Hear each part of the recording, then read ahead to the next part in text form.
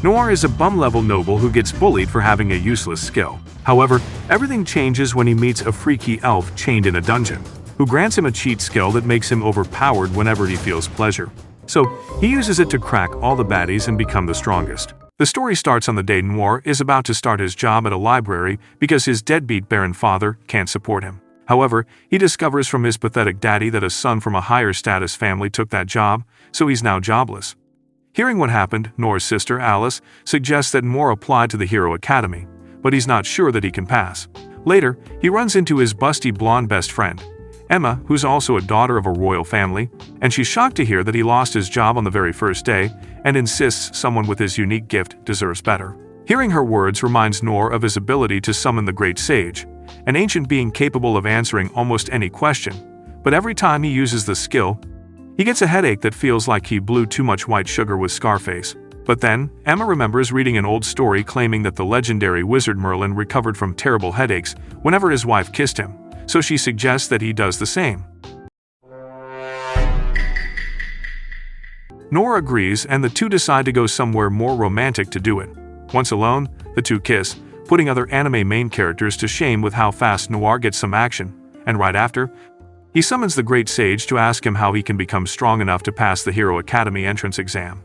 The sage tells him that he must go to a dungeon in the mountains where lies secrets that will make him stronger. Suddenly, he gets a headache, and Emma happily kisses him some more to help reduce his headache and gives him more chances to use the sage to help with his preparation for the dungeon. Soon after, he reaches the dungeon where he finds a gorgeous blue-haired baddie in chains, and she talks to him through his head, asking him to touch her forehead. When he does, she introduces herself as Olivia, a god-level adventurer who got trapped in the dungeon 200 years ago. Noir offers to free her, but Olivia quickly warns him that destroying the chains would trigger a curse that would send her to a Michael Jackson concert. However, Olivia tells Noir that she's simply happy to have someone to talk to, and after Noir tells her about his dream of entering the Hero Academy, she decides to place her hopes in him by granting him several of her own extraordinary abilities. Pressing his forehead against hers, Noir receives 3 powers, and the first is creation, allowing him to create entirely new skills. The second is bestow, which lets him transfer those abilities to others. And the third is editor, which allows him to modify existing skills whenever necessary. She then explains to him that every ability consumes life points, which can be gained by cracking some hot babe's cheeks, eating delicious food, or engaging in other satisfying activities. However, she also warns Noir that if he runs out of it, he will lose his life instead. Checking his current status reveals that he possesses 550 life points, so Olivia tells Noir he should use them to experiment. To test his new abilities, Noir faces a slime, and using creation, he creates a stone bullet and shoots down the slime like the emo boy who has a bad day at school.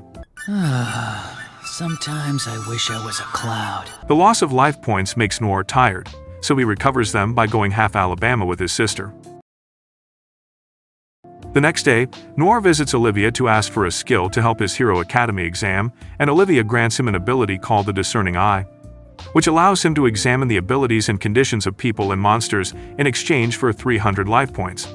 Noir then meets up with Emma, who shows up wearing a dress that would make any man drool. Oh my god! Needing some life points, Noir asks to hug Emma, and she happily accepts it, giving Noir both the points and some sweet pudding action. With enough points, Noir activates the Discerning Eye, and he sees Emma's level and her condition with back pain due to having the twin badonkadonks. Using the editor, he reduces the size of the twin puppies to help her with her stiff shoulders, but Emma quickly demands Noir return them back to normal. Some days later, the Hero Academy entrance exam begins, and the instructor announces that every applicant must form teams of 3 before going out to collect valuable monster materials. Because Noir comes from a low-ranking noble family, everyone refuses to be on one team with a low-life scum. But just as things look dark, Emma pops up to make a team with him and explains that she quit her library job to be with him. Then another noble named Lenore agrees to become their 3rd member. But while she treats Emma with respect, she looks down on Noir and insults his peasant status. Once the exam starts, Lenore splits up and insists on hunting on her own. Meanwhile, Noir orders Emma to stay put, and he goes to consult with Olivia, who informs him that the dungeon has a powerful monster on the 3rd floor. To Noir's shock, it's a level 99 dead Rayaper, and he realizes that he's screwed. Out of desperation, Noir uses his life points to slow the Rayaper's movement, and with the little points he has left, he creates a meter-long stone bullet and turns the dead ray aper into Swiss cheese. The next day, Noor brings the monster to the exam, and it earns Noor's team the highest score in the exam's history, which successfully brings Noor into the academy, making his family proud. However, Noor discovers that enrolling requires an astonishing tuition fee of 300,000 gold, which is another obstacle for him. Noor then tells his father about it, hoping that he's pretending to be broke and is secretly richer than Jeff Bezos. But the old fart tells his son that daddy is broke, forcing Noor to handle it himself. So he goes to Olivia's hidden dungeon to ask for advice, and Olivia first suggests hunting the powerful monsters inside the dungeon and selling their valuable materials. While that idea intrigues Noir, he points out that someone from a low-ranking noble family suddenly appearing with rare monster loot would attract unwanted attention, especially after what happened during the exam, where he had to convince Lenore to take credit for defeating the Dead Ripper. After thinking for a moment, Olivia gives a safer alternative and recommends that Noir register with the Adventurers Guild. Following her advice, Noir heads to the guild headquarters, and the second he steps inside, an adventurer tries to intimidate him, but the guild receptionist, Lola, quickly pulls Noir and welcomes him. She then tells him how the guild operates, where adventurers accept jobs ranging from gathering medicinal herbs to clearing dangerous monsters, while completing missions raises their rank and unlocks more rewarding requests. During registration, Noir writes down the abilities he possesses, and the instant Lola reads the list, she suddenly turns cold. She tells Noir that the skills he wrote down belong to the legendary adventurer Olivia, whose achievements are still remembered throughout the guild, and that there have been frauds who falsely claim to inherit Olivia's powers, which Lola takes as disrespect. Refusing to believe in Noir's ability, she brings out a magical artifact known as the Discerning Tome, a book capable of revealing a person's true abilities, and challenges Noir to reveal his abilities. She even offers to show him her peach protector and call him Big Glizzy Daddy if the book proves he is telling the truth. Yes! Yes! Yes! Yes! Yes! Yes! Accepting the challenge, Noir places his hand on the book, and the book showcases that Noir indeed is telling the truth, shocking Lola. Realizing that she lost the bet, Lola shamefully shows him her peach protector and calls him Big Glizzy Daddy, which gives Noir some life points. With the misunderstanding resolved, Noir officially becomes an E-rank member of the Odin Guild. He immediately asks if there are any quests that can get him 300 golds, and Lola recommends capturing several rainbow grasshoppers, rare insects that are extremely valuable but difficult to locate. With that, Noir starts the mission, but before he starts searching, he uses his editor ability to create a headache immunity skill, allowing him to summon the Great Sage while lowering the pain the headache will give him. The sage then reveals the exact location of one rainbow grasshopper, and just as Noir grabs it, Emma suddenly charges in with annoyance, scolding him for joining the Adventurers Guild without telling her. She then reminds him of the promise they made to always be together forever, so she insists on accompanying him from now on, believing she can help by letting him crack her for his headache. When Noir explains that he no longer suffers from headaches thanks to his newly created immunity skill, Emma is heartbroken, but Noir reassures her that she is still welcome to kiss him whenever she wants. Hearing that, they share a passionate, tongue-wrestling kiss, and then finish collecting the rainbow grasshoppers before returning to the guild. There, Lola rewards them with a pouch of gold, almost enough to cover Noir's enrollment fee, and she starts glazing Noir for being dependable, even offering him more quests in trade for experiencing her throat skill. Emma quickly intercepts this filthy wench from going further and firmly declares that she has known Noir far longer than anyone else. Lola refuses to surrender so easily, insisting that as Noir's guild advisor, she also has an important place beside him. Their argument attracts the attention of nearly everyone in the guild hall, and rather than letting rumors spread, Noir quickly calms both girls before accepting his next assignment. This time, the quest involves defeating a dangerous monster known as the Big Rabbit. After arriving at the hunting grounds, Noir and Emma first encounter several goblins. Using Discerning Eye, Noir sees that they're males, so he uses a stone bullet to hit their dingleberries, making Goblin Slayer proud. Suddenly, the ground erupts beneath them as the enormous Big Rabbit pops up, also defeating the goblins. Seeing the monster's high level, Noir tells Emma to stay back, but she refuses to do so, saying that after watching Lola become closer to Noir, Emma desperately wants to prove that she can stand beside him. Emma bravely attacks the Big Rabbit with her magic and movement, but despite her best effort, the Big Rabbit counters with tremendous force, knocking her off balance before preparing to finish her off. Noir reacts just in time and saves Emma before retreating somewhere safe. There, Emma starts expressing her frustration about not being strong enough, and Noor feels bad to see her like this, so he reveals to her that he can strengthen her abilities by editing her skill, but he needs her to do something for him. When she asks what it is, he asks to nibble her ear, and while she gets flustered by that idea, she accepts, letting him taste and indulge himself in good old ear licking. It gives him the life points, but the big rabbit attacks again, and Noir quickly raises a massive stone wall to block its charge, and upgrades Emma's combat skill. Feeling the upgrade in strength, Emma overwhelms the bunny with her relentless combination of attacks before delivering the decisive blow that finally brings the giant rabbit down. Back at the guild, Noor presents the rabbit's horn as proof that the quest was completed, and when Lola finds out that Emma took it down herself, she congratulates Emma on her victory, and the tension between the two girls finally disappears. Then Noor suggests turning the enormous rabbit into dinner, so that night, the guild hosts a lively barbecue where adventurers gather around to enjoy the feast, celebrate the successful quest, and congratulate Noir on earning his place at the Hero Academy. Surrounded by companions who now genuinely respect him, Noor realizes that his life has begun changing for the better, and he silently thanks Olivia for giving him the opportunity to chase a future he once believed was impossible. The next day, Noor and Emma go to the Hero Academy to complete their enrollment. As they make their way across the campus, they pass a young noblewoman surrounded by attendants. She is introduced as Maria Fianne Albert, the daughter of a duke and one of the Academy's most respected students. Curious about her, Noir secretly activates his discerning eye, but instead of seeing just her abilities, he discovers that hidden beneath Maria's extraordinary talents is a powerful curse that will claim her life. The next morning, Noor wakes up to Alice in his bed, giving him some Alabama love, and insisting she wants to spend every possible moment with him before he leaves for school.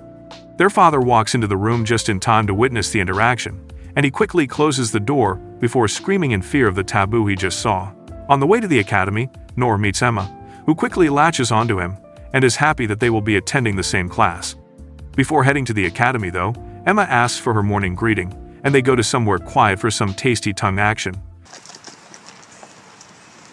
which also gives Noir some life points.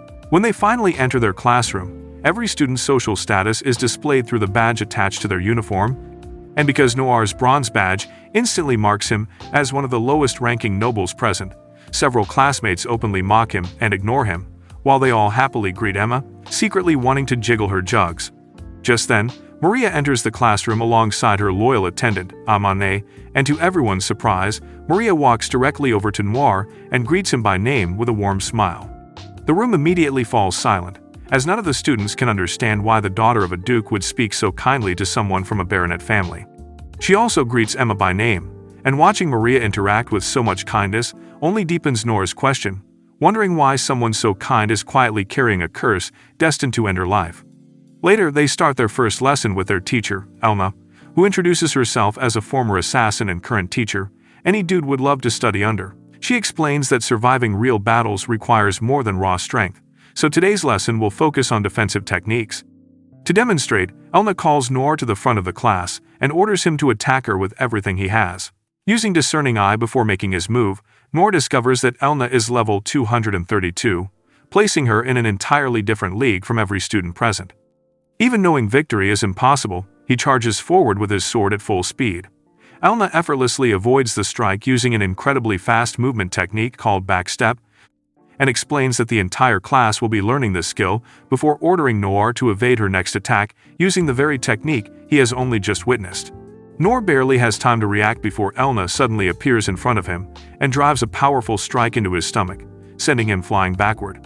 The class is stunned by her overwhelming speed, but Elna casually heals his injuries and assures everyone that no student will suffer lasting damage during her lessons. Then, to raise the stakes, she announces that anyone capable of mastering backstep on the spot will receive a spicy reward from her. Inside low kick. And the promise immediately motivates every boy in the class to try their hardest.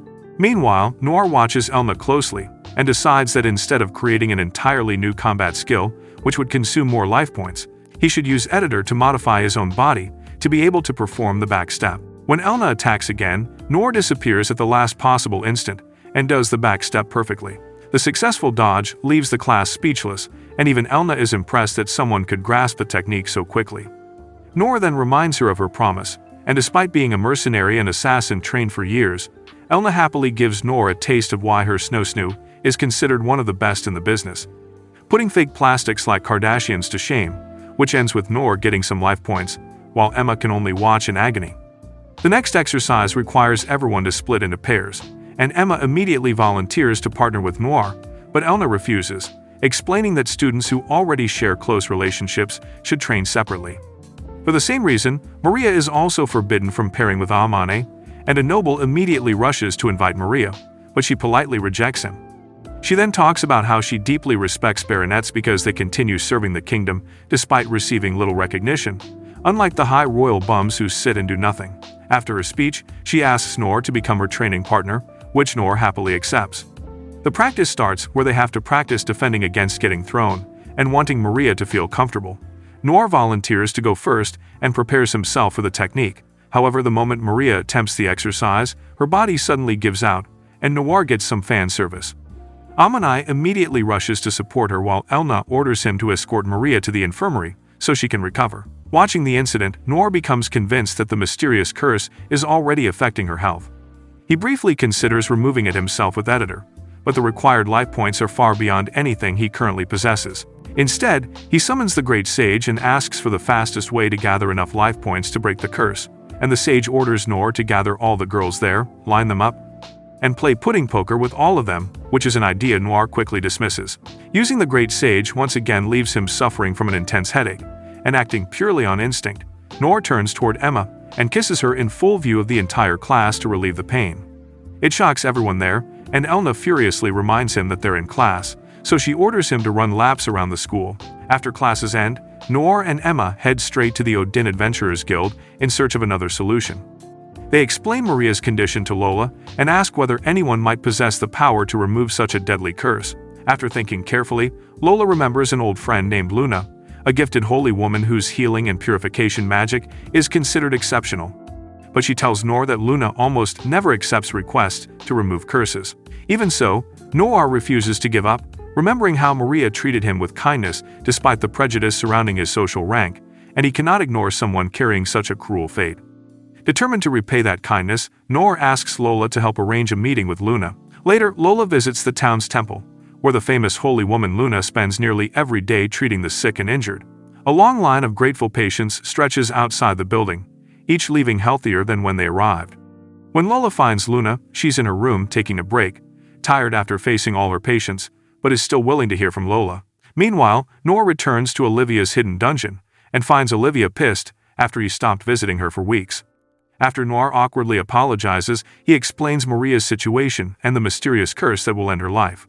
Listening carefully, Olivia concludes that the curse is most likely passed down from previous generations, and that removing something that complex is far beyond Noor's current abilities. She estimates that editing away the curse would require roughly 10,000 life points, an amount so enormous that it may as well be impossible for him right now. Because of that, Olivia believes that Luna remains their best chance, believing that as a holy woman, Luna is probably an elf with exceptional purification abilities, even suggesting that cracking an elf's cheeks would give Noor a lot of life points. Noor then asks the best way for him to get 10,000 life points, and Olivia whispers in his ear a devious idea involving some slippery oil, 3 slimy pickles, 3 hot baddies, and skills that made Johnny Sins famous, which turns Noor bright red before admitting she was only joking. She then gives him a better solution and tells him that using creation, Noor can make a skill called the Lucky Lecher, which costs only 300 life points to create. Noor then creates it, and when he goes to meet Emma in town, the skill activates itself, creating small hot and spicy accidents happening to all the baddies around Noor, giving him life points. While it helps him farm points, Noor also realizes this ability could easily turn his everyday life into complete chaos. So he uses Editor to modify Lucky Lecher so that it only activates occasionally and never during situations where people's safety is at stake. Just then, Lola arrives with Luna by her side, and the moment Luna sees Noor, she tells Lola that Noor is her type, cute and packing heat underneath. She then introduces herself to them and asks them to join her for food, and the moment she walks away, Emma looks at Luna's physique and realizes that apart from Melon's size, she is outmatched. The group then sits down, and as soon as Maria's name is mentioned, Luna's expression changes. She admits that she has already examined Maria's curse in the past, and despite possessing powerful purification magic, she ultimately refused to perform the treatment because the 16th year death curse is unlike any ordinary curse. When Noor explains that Maria's condition has worsened and that very little time remains, Luna lowers her head in guilt. Lola gently reassures Luna that no one blames her, and that she has spent countless years saving thousands of lives, and one impossible case does not erase everything she has accomplished. Even so, Noor senses that Luna is hiding something, and when he uses discerning eye, he sees her ability and sees the truth, that Luna can remove Maria's curse. But every use of her purification skill consumes part of her own lifespan.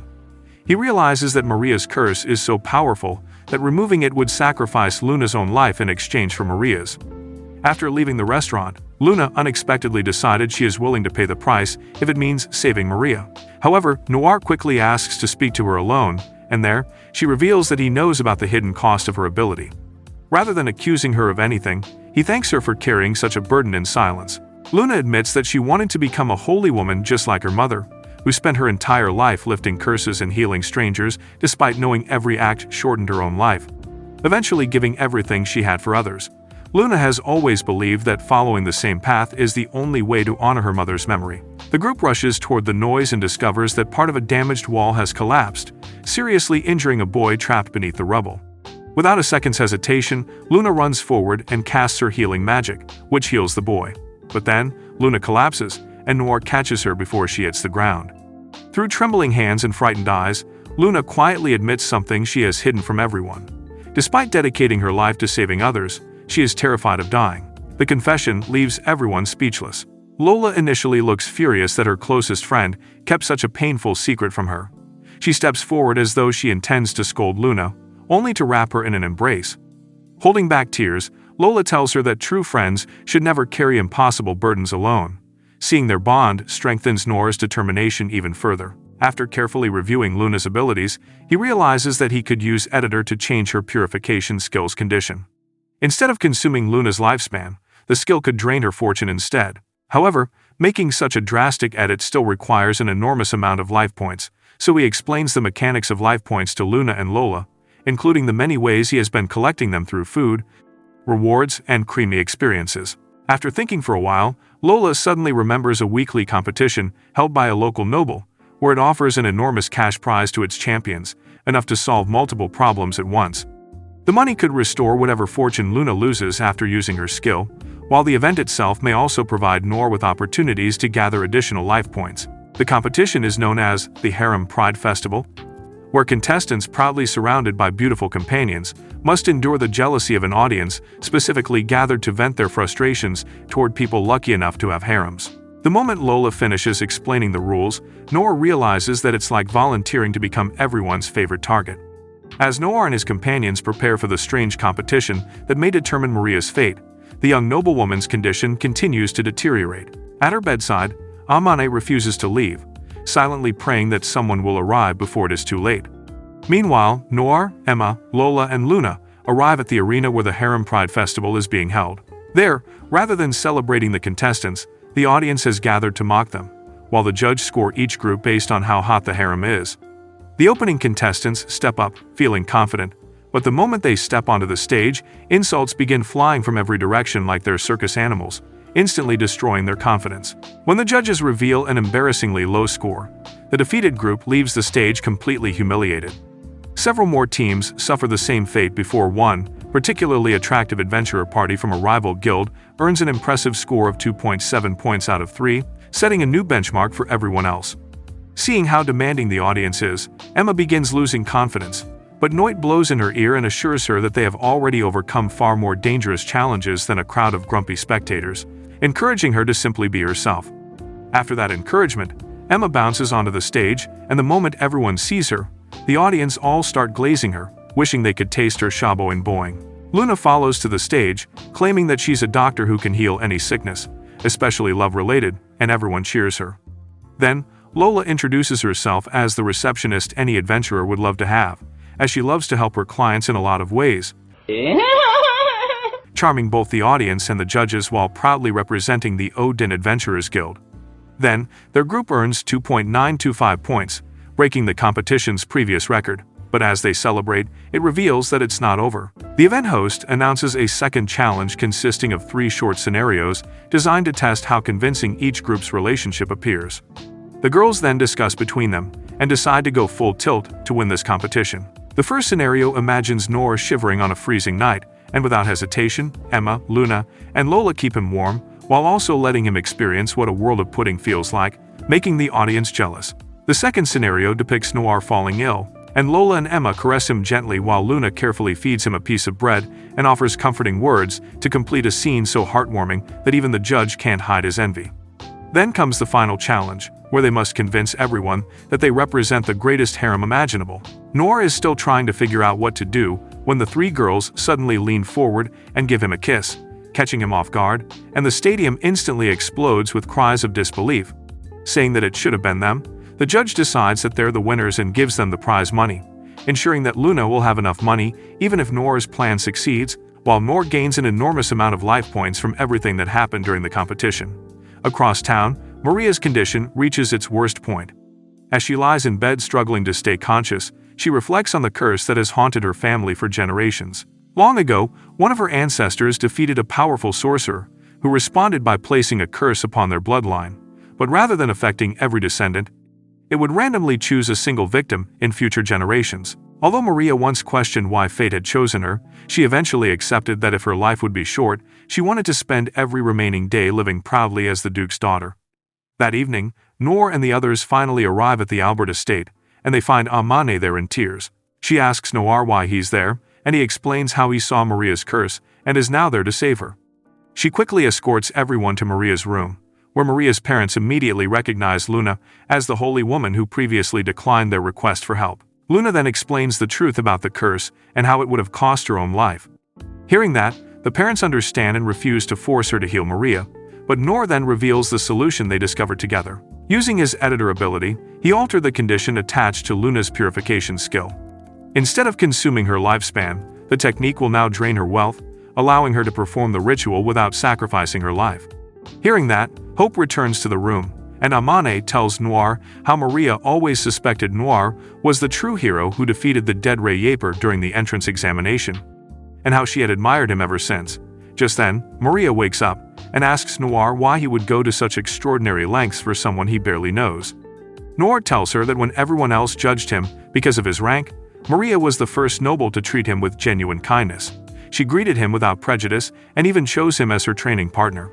Those simple acts meant more to him than she could possibly imagine, and helping her now is simply his way of returning that kindness. She sees that Noir is weak, and he explains that the solution used most of his life points, which leaves him drained.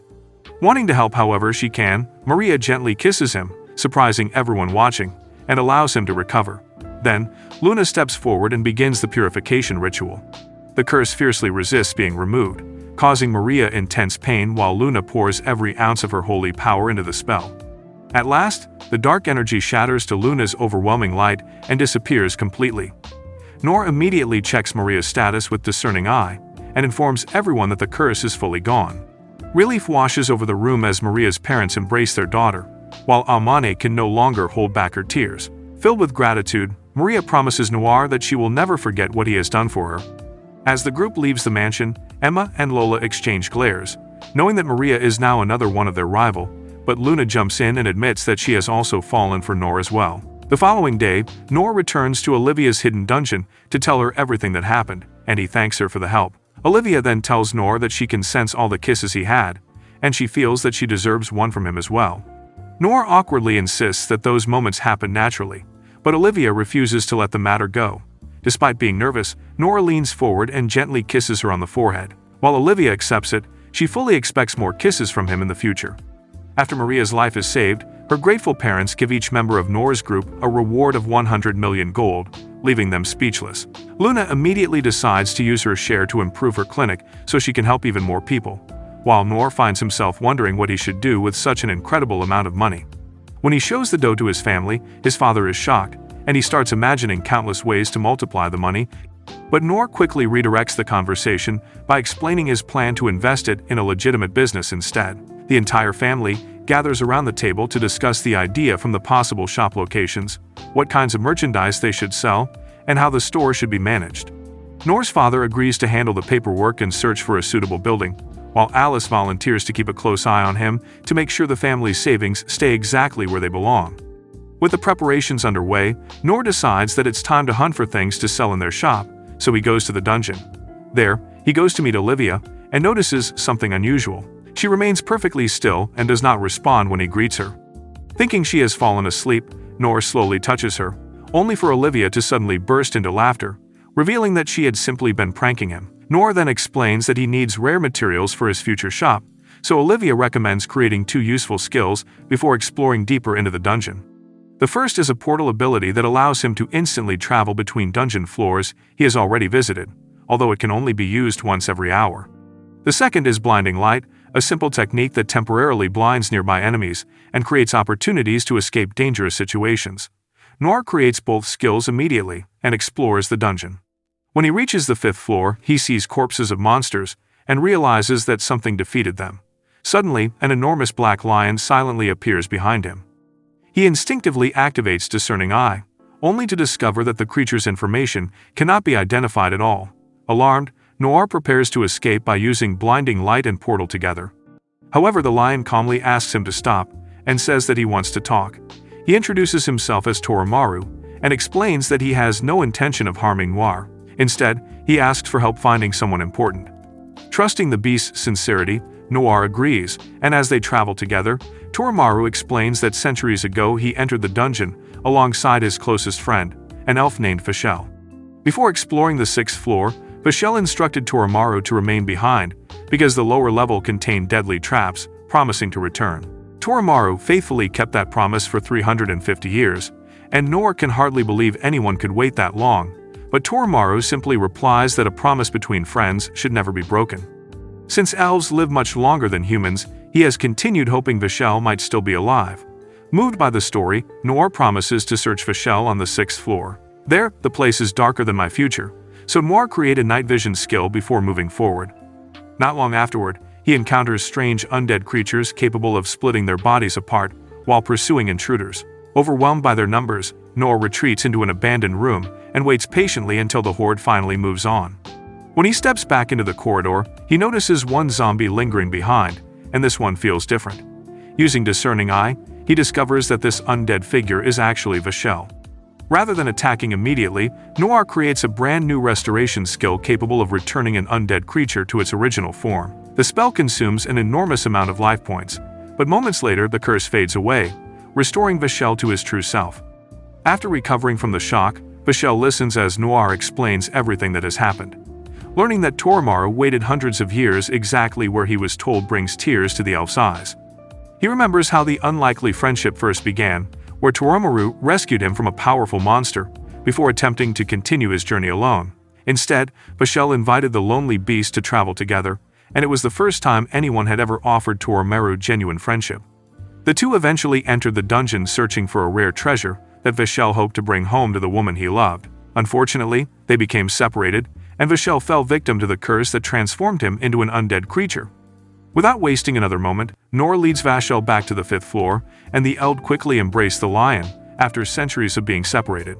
Fischel apologizes over and over for making Toromaru wait so long, while Toromaru simply smiles with relief that his friend is finally alive. Although they would love to continue traveling together, Fischel must return home, and the isolated homeland of the elves does not welcome outsiders, meaning that it's time for them to part ways. Even so, Toromaru tells him that knowing he survived is more than enough. Using Portal, Noor escorts both of them safely back to the dungeon entrance. Before leaving, Fischel promises that one day he will return to visit his old friend again. As the elf disappears into the distance, Toromaru quietly excuses himself and walks back into the dungeon alone. Sensing something is wrong, Noor follows him and finds the gentle lion unable to hold back his tears after saying goodbye to the only friend he had ever known. Noor reminds him that grieving does not make him weak, but it proves how much that friendship meant. Then, Noir extends his own hand in friendship, telling Toromaru that there is no reason to spend another lonely century waiting inside a dark dungeon. From now on, he has a place where he belongs, and Toromaru accepts. For the first time in centuries, he leaves the dungeon not as its guardian, but as someone's companion. When Noir brings him home, Alice and the rest of the family immediately welcome the enormous lion. Noir introduces Toromaru as the future guardian of their monster item shop, a role perfectly suited for their make-do security. As Toramaru settles into his new home, he realizes that although one chapter of his life has finally come to an end, another has only just begun. A few peaceful days later, Noir is heading to school and meets up with Emma, who as usual, gives him some bouncy for some life points. At school, Noir is relieved to see Maria back on her feet after recovering from her curse, but is surprised to hear that there is an exam. Elna then announces that the test will last 3 days, and every student must gather 3 rare monster materials: a lizardman's tail, a unicorn's horn, and a dragon's tooth. Anyone who fails won't be enjoying summer vacation because they'll be stuck in remedial training instead. During lunch, Emma wonders where they'll ever find such rare materials, but Noir remembers someone who knows monsters better than anyone: Lola. The two head to the Odin Guild, only to walk straight into a heated argument, where Lola is shouting at another receptionist named Sarah. According to Lola, Sarah has been stealing the adventurers assigned to her by luring them away. Sarah responds with a perfectly innocent smile, claiming that perhaps Lola simply isn't skilled enough to keep her clients around, even mentioning that her dog face is not pretty enough to keep them around. It's revealed that the guild operates on a ranking system where receptionists earn points based on the achievements of the adventurers they support. Better performing adventurers mean better scores, and Lola insists Sarah has been using dirty tricks to steal other receptionists' adventurers, while Sarah calmly denies every accusation. Fed up, Lola challenges Sarah to a competition. If Lola wins, Sarah must stop stealing adventurers from everyone else. Sarah accepts but raises the stakes that if she wins, Noir will become her personal adventurer. Then, Sarah walks right up to Noir and begins using every trick in her arsenal.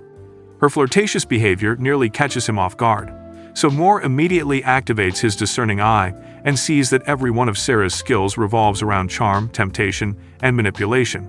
Once Sarah finally leaves, Lola apologizes for dragging Noir into her rivalry. Noir reassures her that while Sarah certainly knows how to tempt people, he has no intention of abandoning the person who has always supported him. He also tells Lola about the academy exam, realizing that gathering rare monster materials can help both his grades and Lola's receptionist ranking at the same time, so Lola happily volunteers to join the expedition. The trio immediately gets to work. They collect a lizardman's tail, secure a unicorn's horn, and begin preparing for the hardest objective of all: defeating an earth dragon. Rather than rushing in recklessly, they decide to use part of the money they received from Maria's family and buy some spears. Noir also spends life points creating a temporary Dragon Slayer enhancement that boosts the combat abilities of himself, Emma, and Luna. With Toramaru carrying them across the mountains, the group finally reaches the dragon's territory. Noir summons the Great Sage to locate the nearest dragon, and when the headache hits him, Emma cures it with some good old tongue wrestling, leaving Luna staring in complete disbelief after learning this is necessary. Following the plan, the three spend hours digging a massive pit and lining it with sharpened stakes before hiding. When everything is ready, Noir approaches the dragon's cave and throws a rock into the cave. The enormous earth dragon wakes up and charges after him, with stones erupting from its mouth, while Noir desperately dodges through the forest, leading it straight toward the trap. As planned, the dragon crashes into the concealed pit, and Emma and Luna waste no time driving their spears into its eyes, blinding the monster. The enraged beast thrashes wildly, nearly crushing Noir beneath falling rocks, but Luna delivers the finishing blow by driving her spear into its throat. With the dragon defeated, Noir and Emma keep the materials required for the academy exam while donating the remaining monster parts to Lola, greatly boosting her receptionist score. Back at the guild, the giant dragon corpse leaves everyone speechless. After calculating the points, the guildmaster announces that Lola has gained an enormous lead. But then, Sarah submits her own completed quests, and when her points are added, she overtakes Lola once again. She then mocks her rival's defeat, but Noir notices something disturbing. He sees Sarah's adventurers walking into the guild, looking completely exhausted, almost like lifeless zombies. Rather than thanking them, Sarah simply promises to reward them by letting them take turns tasting her sugar walls. Feeling defeated, Lola pulls Noir into a private room, and while embarrassed, she hands him a homemade coupon allowing him to touch her anywhere. She explains that she believes a receptionist should support her adventurers however she can, even if it means embarrassing herself. She then climbs onto his lap and tries to comfort him in her own awkward way, hoping she can become someone worthy of his trust. However, Noir stops her and tells Lola she doesn't need to force herself to compete with Sarah like this because she's already helped him more than enough. Touched by his sincerity, Lola thanks him with a soft kiss before they rejoin the others. Later that day, Noir returns to Olivia for advice, and after hearing about Sarah, Olivia recommends exploring the dungeon's mysterious 7th floor. a hidden bonus area said to contain exceptionally valuable treasures. Before he leaves, she suggests several new abilities that will make future battles much easier. Noor creates elemental magic for fire, water, and lightning, then learns a special magic fusion skill that allows him to combine multiple spells into entirely new attacks. He then heads back to the dungeon, where he encounters a horde of zombies and fuses his stone bullet with holy blue flames, instantly defeating his enemies. Then, Noor reaches the mysterious 7th floor, and discovers a beautiful underground forest filled with sunlight filtering through the trees, making it feel like an entirely different world. As he cautiously steps deeper into the forest, completely unaware, a mysterious green-haired girl watches him. Suddenly, he spots a pack of wolves devouring their latest prey. After checking their levels, he immediately realizes they're far stronger than he is, meaning that they would turn him into minced meat.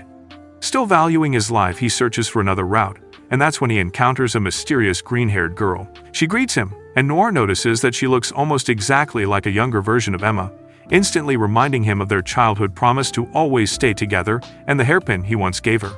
The girl introduces herself as a dryad and desperately asks for his help. Seeing Noor hesitate, she even kneels before him, pleading that she'll die if no one saves her, so Noor agrees to hear her out. She explains that her true body is an enormous ancient tree, while the girl standing before him is merely its spirit. Thanks to an ability called forest sensitivity, she can perceive everything happening throughout the forest, and even caught a glimpse of Noor's unusual abilities earlier. Noor asks if this appearance is her real form, and the dryad admits she simply transformed into what she believed was Noor's favorite type of girl, leaving him thoroughly embarrassed when he realizes that it means his dream girl is Emma. She introduces herself as Dory and explains that a monstrous golden bee has nested beside her true tree, and every time it feeds on the tree, Dory experiences the pain herself, and if it continues much longer, both she and the tree will die. In return for defeating the monster, she promises to reveal hidden treasure and show Noir the passage leading to the 8th floor. She then leads him to her true body, where Noir sees the golden bee. The moment he checks its status, his balls shrink. Seeing that the bee outclasses him in level. Seeing his expression, Dory sadly apologizes for asking the impossible and insists he'll be safer if he simply walks away. As the bee continues draining her life force, Dory struggles to stay on her feet, and watching her suffer reminds Noir too much of the people he cares about. Frustrated by his own weakness, he bites his lip hard enough to draw blood. Hearing him promise he won't abandon her, Dory gently embraces him before licking the blood from his injured lip in gratitude. The unexpected gesture instantly restores a large amount of his life points. With that, Noir rushes back to Olivia for advice, and when she hears about the golden bee, she tells him to abandon his mission, certain that it will end with him chilling with Kobe Bryant. However, Noir refuses to abandon Dory, and seeing his determination, Olivia reveals an ability called Targer, which can redirect the aggression of nearby enemies toward a designated target. With a new skill in hand, Noir returns to the 7th floor. Later, Dory uses her forest sensitivity to locate the bee once again while Noir secretly creates the target skill. Before they separate, Dory kisses him once more and quietly asks him to come back safely.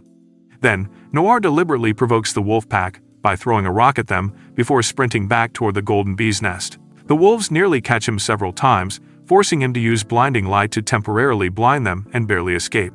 When he reaches Dory's tree, he sees the bee draining the tree again, and Dory has already collapsed unconscious. Enraged, Noir charges straight at the monster, but its speed completely overwhelms him. Before it can finish him off, the wolves arrive, and Noir activates Target and redirects the wolves' hostility toward the golden bee instead. The entire pack immediately turns on the insect, and while it defeats the poor doggies, it weakens the golden bee. Seizing the opportunity, Noir combines Water Drop with Lightning Strike to electrocute the bee and end the fight. With the threat finally gone, Noir carries Dory away from her damaged tree. She apologizes for being unable to help, but Noir assures her that everything worked out thanks to her. To reward him, Dory leads Noir to a hidden cave containing several priceless treasures. Among them are an A-class wind enhancement, perfectly suited for Emma, and an extremely rare golden amulet that Noir immediately decides to give to Lola. True to her promise, Dory also reveals the secret passage leading to the dungeon's 8th floor. Before leaving, Noir promises he'll return to visit her again, making the lonely forest spirit smile. After returning to town, the long-awaited receptionist competition finally reaches its conclusion. Every receptionist gathers alongside the adventurers under their care, while the guild master calculates the total wealth and achievements earned by each team during the month. As the final coins are counted, the numbers remain unbelievably close until Noir's earnings push Lola's total ahead by a single coin. So the guildmaster officially declares Lola the highest-ranked receptionist of the month. Sarah immediately accuses her rival of cheating, but Lola calmly tells her that her accusation is baseless. Forced to honor their agreement, Sarah reluctantly accepts defeat and can no longer steal adventurers assigned to other receptionists. However, she tries one last time to tempt Noir into joining her by casually inviting him to visit her for some squeaky, creamy fun time, but Lola quickly drags him away, proudly celebrating both her hard-earned victory and the fact that her favorite adventurer chose to stay by her side. The next day, Noir gives Emma the rare wind selection treasure he found on the dungeon's 7th floor. The moment she uses it, a surge of magic surrounds her, and she immediately gains 2 powerful new abilities. One dramatically boosts her speed, while the other lets her unleash razor-sharp blades of wind capable of slicing through the air with incredible force. Although Emma is clearly stronger, Noir notices she doesn't seem as happy as he expected. When he asks what's bothering her, she avoids the question and instead asks if he'll accompany her to an upcoming noble dance party. Noir isn't exactly thrilled about attending another formal gathering, but before he can answer, Emma quietly asks if he'd really be okay with another man becoming her dance partner instead. Caught off guard, Noir awkwardly says he'd be fine with it, and Emma forces a smile and accepts his answer. But as she walks away, she quietly wonders if Noir would even notice if someone kidnapped her one day. The comment completely confuses him, leaving him wondering what suddenly came over her. Back at home, Noir finds the entire family stressed. Despite all the money they earned from saving Maria, his father still can't find a suitable location for their rare item shop because most nobles refuse to rent property to a mere baronet family. While discussing the problem, Noir asks if his father has anything formal he can wear to Emma's party. His father proudly produces an old suit, only for Noir to discover it's stained with wine and practically falling apart. Several days later, Noir arrives at the party looking far more presentable. Emma's parents welcome him while Emma finishes getting ready, and her father hints that tonight's dance means more than Noir realizes. Moments later, Emma finally appears wearing an elegant dress that almost makes Noir paint his pants white. Before the celebration officially begins, the Duke hosting the event addresses the guests. He warns everyone about the notorious Phantom Bandits, thieves who have recently targeted noble families across the kingdom. The mention of their name immediately makes Emma tense, though the Duke confidently reassures everyone that the valuable artifact they're after, the mermaid tear, has already been secured under heavy protection. He also introduces a team of elite hunters guarding the estate, including a girl named Layla, and when Noir checks her level, he is surprised to discover she's incredibly powerful. Despite the Duke's reassurance, Emma is still worried, and Noir asks her if something is wrong, but she simply changes the subject before their dance begins. Just then, a noble named Mike approaches Emma and once again asks her to become his fiancée. After she rejects him yet again, he challenges Noir to a dance competition instead. With whoever impresses the audience more will earn the right to take Emma on a date. Although Noir has little confidence in his dancing, he refuses to let Emma end up with someone she clearly dislikes. After watching Mike deliver an impressive performance, Noir secretly creates a dance skill to level the playing field. When their turn arrives, Emma gently tells Noir to stop worrying and simply focus on her. Together, they perform a graceful dance that captivates the entire ballroom. By the time the music ends, the crowd erupts into thunderous applause, easily declaring them the winners. Just as Noir leans closer, thinking they might finally share a kiss, every light in the ballroom suddenly goes out. When the lights return, a masked woman announces herself as one of the Phantom Bandits and declares that she's come to steal both the mermaid tear and Emma. Layla lunges toward the thief, but the woman effortlessly dodges, casts a sleeping spell on Emma, and escapes with her before anyone can react. At the same time, another disguised bandit steals the mermaid tear from the Duke. Refusing to stand by, Noir insists on joining the pursuit, and Layla agrees as long as he won't hold her back. Before long, they corner the female bandit carrying Emma. Using his appraisal skill, Noir discovers she specializes in summoning magic. Smirking confidently, the bandit summons a gigantic flaming bird that engulfs the battlefield in fire. Layla immediately clashes with the blazing monster, while Noir faces the summoner. He briefly considers rewriting her summoning skill, but the life point cost is far beyond what he can afford. Instead, he attacks with lightning, only for the woman to evade every strike. Meanwhile, the firebird overwhelms Layla with relentless attacks. Thinking quickly, Noir increases the creature's weight, forcing it to crash to the ground. He then launches what appears to be a simple water spell. Believing she's protecting her summon, the bandit jumps in front of it, unaware that Noir secretly fused the spell with lightning.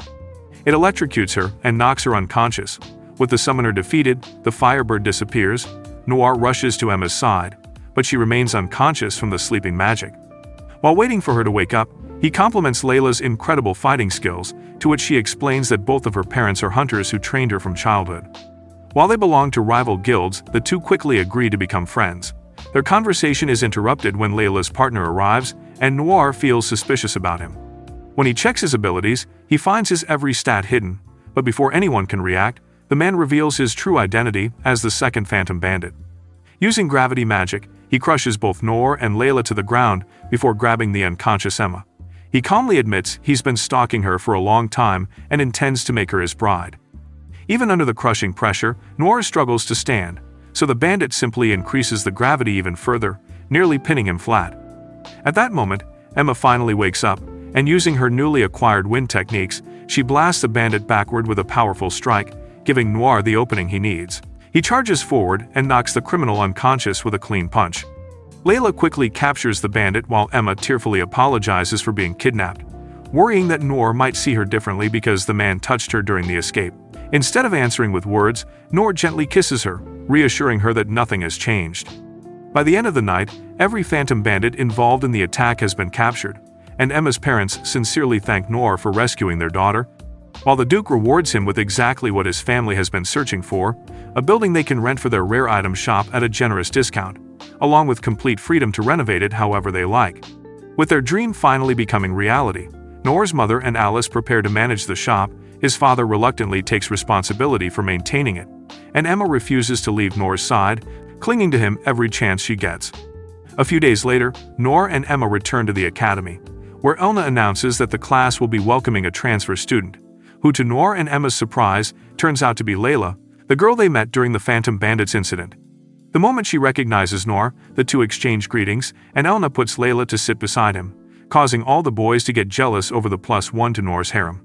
Elna then announces that the class will be doing an Academy Traditions special practice, which is a 3-day outdoor training camp that ends with a visit to a famous hot spring. The next day, Elna leads them to it, and she reminds everyone that the surrounding mountains are home to dangerous monsters, meaning this is still a training exercise rather than a vacation. Emma can barely contain her excitement, happily bouncing up and down about the prospect of the hot spring. Seeing the bouncy, Noir reminds her and the girls that the hot spring is wide open, which is what gets the boys excited. However, the girls fully trust that Noir will protect them, essentially putting a target on his back. Later, after hours of more walking, the whole class is tired, and Elna repeatedly warns everyone to stay focused. One of the dudes confidently claims they have nothing to worry about, but Elna immediately shuts down his overconfidence, reminding everyone that carelessness is exactly what gets adventurers 6 feet under. Rather than assigning roles herself, she tells the students to organize their own marching formation so they can learn to work as a team. Layla steps up to take charge, placing the close-range fighters at the front, the magic users safely in the middle, and volunteering to guard the rear by herself.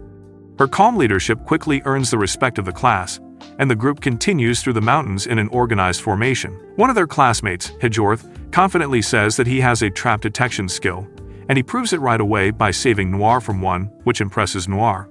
As everyone wonders who could have placed it there, a tiny pixie suddenly appears and claims the traps were left behind by bandits. Most of the students immediately trust the cheerful little fairy, but Noir grows suspicious, and Elna does too. Using the discerning eye, he discovers she possesses an ability related to controlling monsters. The pixie then offers to guide everyone through a shortcut hidden inside a nearby cave. Exhausted from the long hike, most of the class eagerly agrees. Inside the cave, Noir pulls out his sword, making the pixie uncomfortable, but he continues and ignores her discomfort. Then, he spots some holes on the cave walls and warns everyone that they might get ambushed. The pixie quickly shuts down that suspicion, but Noir calls out her ability to control monsters, surprising everyone. Now exposed, the pixie summons lizard men to ambush the class. However, everyone in class is so focused on the hot spring that they all engage in battle and are winning, leaving Noir having to only prevent the pixie from escaping by pinning her down with one of his gravity-based abilities. After the battle, Elna uses the incident as a lesson, reminding everyone that appearances can be deceiving and that even the cutest creatures can be dangerous. Before she can continue, however, the students notice they've finally arrived at the hot spring resort, instantly forgetting the lecture. The hostess explains that the girls will bathe first, while the boys wait in a separate area, and while the girls quickly assume the worst, the boys assure them that as heroes, they won't do anything degenerately shameful.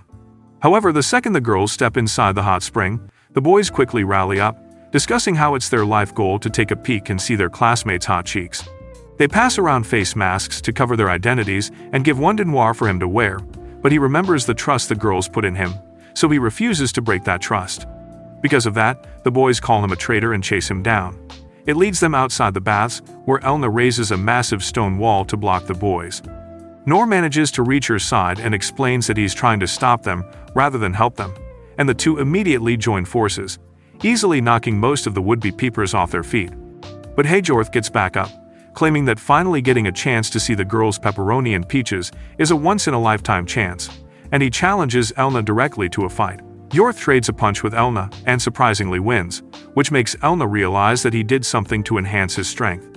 He reveals that he spent all of his savings to buy some strength in himself, all for the sake of peeing on his own teammates. He then challenges Noor directly, arguing that every guy would do the same if given the chance. Noor admits that temptation exists, but insists that respecting his friends matters far more than satisfying his curiosity. The two face off in a battle of strength, and Hajorth quickly gains the upper hand. However, Noor refuses to let anyone see Emma's luscious melons, so he uses his skill to weaken Hajorth and sends him crashing to the ground.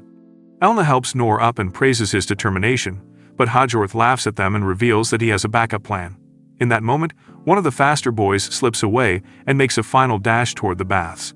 Noor immediately chases after him, and realizing that he won't make it, he uses almost all of his life points to slow him down with gravity magic. The desperate pursuit ends with both of them diving into the hot spring area. He quickly screams at the girls to get out of the bath, but to his surprise, he discovers that Elma already told the girls to hold off on entering, leaving the bath completely empty and them still wearing clothes. Relieved that no one's privacy was actually invaded, Noor loses consciousness from burning through so many life points. When he wakes up later, he finds himself blindfolded, and Elna rewards him by letting him bathe with the girls as his prize for protecting them. Then, to replenish his life points, Emma happily helps him out, and Elna gladly joins in while the other girls watch, which makes Noor cream so much and so hard that he gains over 10,000 life points. Yeah, boy. Several days after the training camp, Noor's rare materials shop is finally ready to open, and Lola helps arrange the last displays. Noor is surprised to see Lola casually lifting a cabinet that weighs a ton, and Luna explains that Lola has no idea how ridiculously strong she really is. Just then, Emma pops in to help, and while organizing the shelves, she discovers a strange golden food item. Noor urges them to taste it, and when they do, they are in awe of how delicious it is. They ask Noor what it is, but he wisely keeps quiet, deciding not to mention that they're happily eating the goon remains of a golden slime he defeated in the dungeon. When Emma asks what the shop will be called, Noor reveals that his family argued over names before finally settling on Toromaru's suggestion, Stardia's rare materials, proudly using their family name. Once Noor's father finishes handing out flyers and Toromaru takes his place outside as the shop's mascot and guard, the grand opening begins. Within minutes, customers quickly flood inside, amazed by the collection of rare monster materials on display, while Toromaru instantly becomes the crowd favorite as people line up to pet him. Watching the busy shop, Noir's father places a hand on his son's shoulder and admits how proud he is.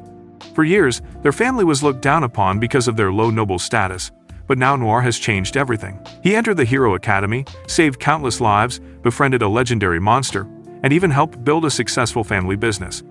Noir smiles proudly too, but deep inside he knows none of it would have been possible without Olivia's guidance. Later that day, Noir visits Olivia inside the hidden dungeon. Unlike his usual cheerful visits, he speaks with complete sincerity and tells her he's finally ready to repay everything she's done for him by breaking the cursed chains imprisoning her. Although Olivia is touched, she tells him not to push himself too hard. Seeing her like this strengthens his determination because, more than anything, he wants to free the woman who completely changed his life and see her real smile. Then, Noir summons the Great Sage and asks how to destroy Olivia's death chains without hurting her. The Great Sage informs him that the answer lies on the 15th floor. Determined, Noir heads deeper into the dungeon. On the 14th floor, he reaches a split path where one route is meant for solo adventurers, while the other requires two people. Curious, he tries the solo route first, but quickly encounters a narrow bridge covered in deadly traps where skills are not allowed. Realizing he can't overcome it alone, he retreats. Back in town, Noir finally tells Emma everything about Olivia, the hidden dungeon, and his promise to save his master. Rather than questioning him, Emma admires his determination. She admits helping people, even recklessly, is exactly what makes Noir special and promises they'll rescue Olivia together. The two return to the dungeon and take the second route this time, where they find a room full of tiny spear-wielding goblins blocks their path, but instead of attacking, the goblins demand food. Noir calmly offers them cookies, and after one bite, the little monsters become completely obsessed with them. Then, when they see Emma, they demand her to go full piggy and do the oink-oink.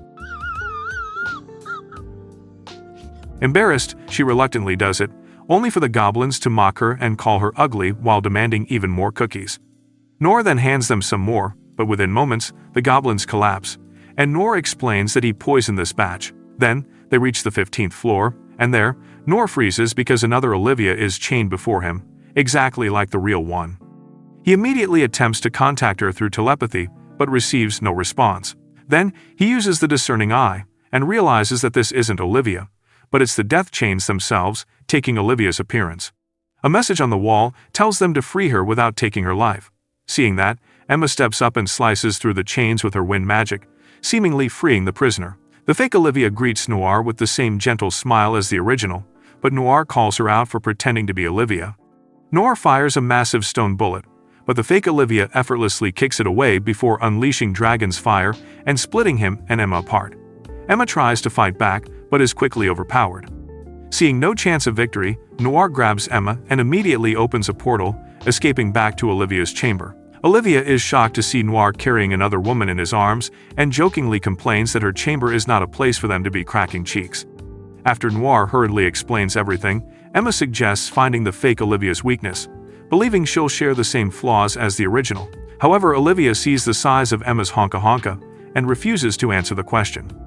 Only after Noir desperately begs her does she finally admit she does have a weakness, although exploiting it won't be easy. Even then, Olivia still pleads with Noir to abandon the rescue mission, but Noir refuses. He tells her that ever since meeting her, his entire life has changed, but he never understands why she did that, and that takes Olivia to her past. Noir tells her that saving her is the only way he can ever repay that kindness, and his resolve leaves even Olivia speechless. Back in town, Noir begins searching every historical record he can find about the legendary Olivia. Emma offers another lead, saying her parents know a respected historian who may have more information. When Noir eventually returns to the shop completely exhausted, Lola and Luna notice him tired and immediately know he ran out of life points. Just then, Lola notices a sandwich and whispers to Luna what they should do to Noir. The two of them pull him into a warm hug, sandwiching him between the two baddies, while showing love to his ears, making him bust his cap and regain his life points. The following morning, Noir continues his research at the library, and there, he discovers the story of Littering, the holy woman who once battled Olivia using a powerful technique called sacrifice, a skill capable of inflicting tremendous suffering in exchange for overwhelming power. Inspired by the records, Noir recreates the technique for himself. The boost is tremendous, but it drains him rapidly, making it a weapon he'll only use as a last resort. That evening, while crossing a quiet bridge on his way home, Noir suddenly stops, as standing before him is the death chains. Now free from the dungeon, the cursed entity calmly asks why he's willing to risk everything for Olivia. Without hesitation, Noir answers that no one deserves to suffer alone for over 200 years and that he'll free his master no matter the cost. The death chains coldly reveals that Olivia hasn't simply been imprisoned all this time because she's been enduring endless agony every single day, which the death chains cause to get information from her. Hearing that only hardens Noir's resolve, he activates sacrifice, dramatically increasing his power, and charges forward, thinking he can win. However, the death chains effortlessly dodges before countering with a single slash across his chest. Noir crashes to the ground, and through their connection, the real Olivia instantly feels his pain. As he struggles to stand again, electricity suddenly surges throughout his body. The death chains calmly shows him her lightning-infused blade before raising it high above her head, preparing to deliver the final strike. 200 years earlier, before Olivia was ever chained inside the hidden dungeon, a young adventurer approached her with one simple request. He wanted her to become his master. However, Olivia saw absolutely no talent in him, so she called him dead weight and rejected him without a second thought, but the guy simply refused to give up. Every single day he followed her around, constantly begging her to train him. No matter how many times she turned him down, he always came back, even bothering her while she was trying to relax. Eventually, Olivia asked why he was so obsessed. The young man revealed that he had made a promise to his late friend to become the greatest adventurer in the world, and he believed Olivia was the only person capable of making that happen. For the first time, she decided to test him, and told him that if he could land even one hit on her, she'd accept him as her disciple. The young man charged with everything he had, but Olivia effortlessly stepped on his sword before it could even reach her. She pointed out every flaw in his technique and bluntly told him to give up because he'd never become the world's strongest. However, he kept chasing after her every day, asking questions whenever he could. Little by little, Olivia started giving him bits of advice, though she never admitted she was actually teaching him. One night, he asked how to defeat iron goblins, and it impressed Olivia that he was still willing to stick around. Olivia taught him to aim for the eyes, explaining that they're the meatiest part of the iron goblin. With that, the young man thanked her for the information and went off on a quest. As she watched him go, she thought to himself that maybe becoming a teacher might be a good thing. Some days later, she returned to the same tavern, and when she was ordering a drink, the bartender told her the heartbreaking truth. The young man had died protecting a little girl from an iron goblin. She found out that he followed her advice perfectly, and the girl survived, but he didn't. For the first time in centuries, Olivia completely broke down. She realized she'd pushed away someone who genuinely believed in her, and that if she had trained him properly instead of treating him like a nuisance, maybe he'd still be alive. That regret stayed with her for 200 years. But then, Nora appeared, who looked almost identical to the student she had lost, and it became the reason why she mentored him, as she desperately wanted him to survive where her first student couldn't. Back in the present, the Death Chains raises its sword for the finishing blow. But before it can strike, Emma suddenly flies in with a powerful kick that sends the curse sliding backwards. However, Emma brings back up, and the girls are all there to back Nora up. Luna immediately heals Nora, while the others step forward to fight. Nora begs them to run because the enemy is far too strong, but every single one of them refuses. Lola reminds him that he helped her become the guild's top receptionist. Luna says she finally found true friends because of him. Layla simply says, partners don't abandon each other. Then, the battle begins, and Layla charges first with her demon fist, but the curse blocks it without moving an inch. Emma follows up with her wind slash, only for the curse to instantly appear behind her. One swing of its lightning-coated sword sends electricity racing through Emma's body, leaving her unable to move. Before the finishing blow lands, Lola starts throwing gigantic barrels one after another, but the curse catches one and launches it straight back. Luna barely manages to heal both Emma and Lola before collapsing herself, and Noir sees that the curse did this. Realizing the lightning enchantment is the biggest problem, Noir quickly edits the curse's weapon and removes its thunder ability. The moment the opening appears, Layla smashes the sword into pieces with one devastating punch. However, the curse immediately fires Dragon's Fire, blasting Layla away before infecting both her and Luna with a sickness curse that leaves them unable to fight. Just like that, Noir is all alone again, and he tries using Stone Bullet, but it boomerangs back at him, and he realizes that the curse edited his own ability. She offers him to surrender, but Noir refuses and activates Sacrifice one more time, sacrificing almost all of his abilities.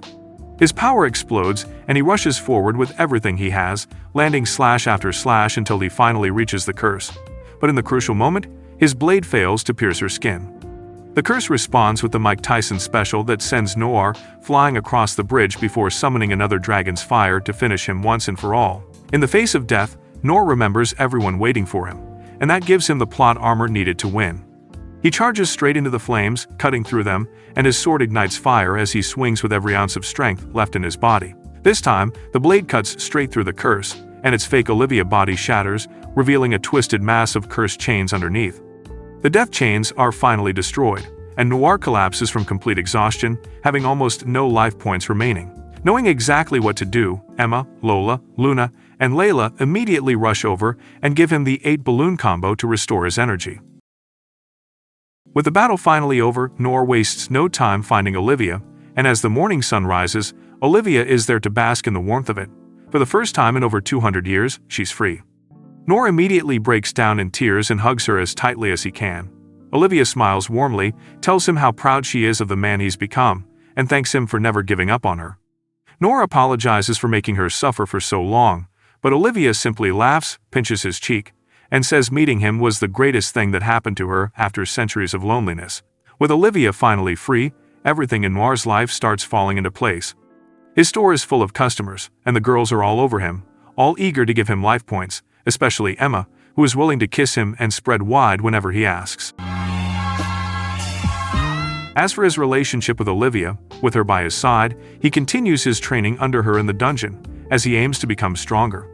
If you watch this anime recap until the end, comment down, Dungeon Baddie, that's it for this video. Leave a like if you enjoyed it, and if you want to see more, watch this video on screen.